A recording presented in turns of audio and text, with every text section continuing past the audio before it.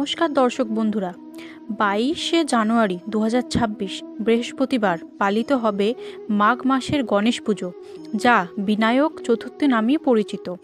জ্যোতিষশাস্ত্র মতে এই দিনে গণেশের আরাধনা করলে শিক্ষা, কর্মজীবন এবং আর্থিক ক্ষেত্রে বড় সাফল্য লাভ হয়। তবে তার জন্য কিছু বিশেষ নিয়ম ও উপায় মেনে চলা অত্যন্ত জরুরি। বিনায়ক চতুর্থীতে শুভ উপায় হলো, প্রথমে আছে এই দিনে বাড়িতে পুজো না হলেও যেখানে গণেশ পুজো হচ্ছে সেখানে শিক্ষার্থীদের অঞ্জলি দেওয়া অত্যন্ত শুভ। এর ফলে পড়াশোনায় উন্নতি হয়, স্মৃতিশক্তি ও বুদ্ধি বৃদ্ধি পায়, কর্মজীবীদের ক্ষেত্রেও পদোন্নতি ও সাফল্য আসে। 2. 21টি অখণ্ড চাল গঙ্গা জলে ধুয়ে গণেশকে অর্পণ করুন। চালগুলি যেন একদম নিখুঁত ও পরিষ্কার হয়, এর ফলে জীবনের সমস্ত বাধা দূর হয়। মনে রাখবেন, অধোয়া চাল কখনো দেবেন না।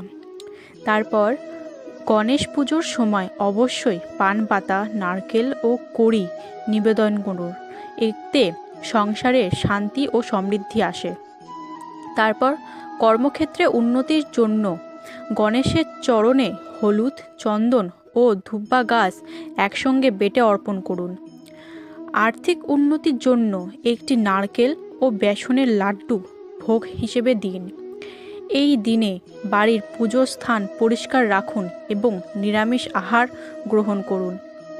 বিনায়ক চতুর্থীর দিন বাড়িতে গণেশের যন্ত্র স্থাপন করুন, অত্যন্ত শুভ ও সৌভাগ্যদায়ক মনে করা হয়।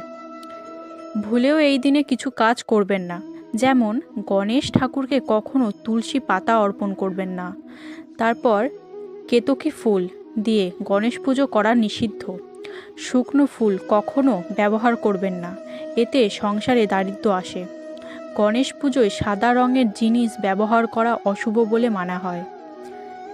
এই বিশেষ বিনায়ক চতুর্থীতে ভক্তি ও নিয়ম মেনে গণেশের আরাধনা করুন, সংসারের বাধা কাটবে, শিক্ষা, কর্ম ও অর্থ 3 ক্ষেত্রেই আসবে উন্নতি।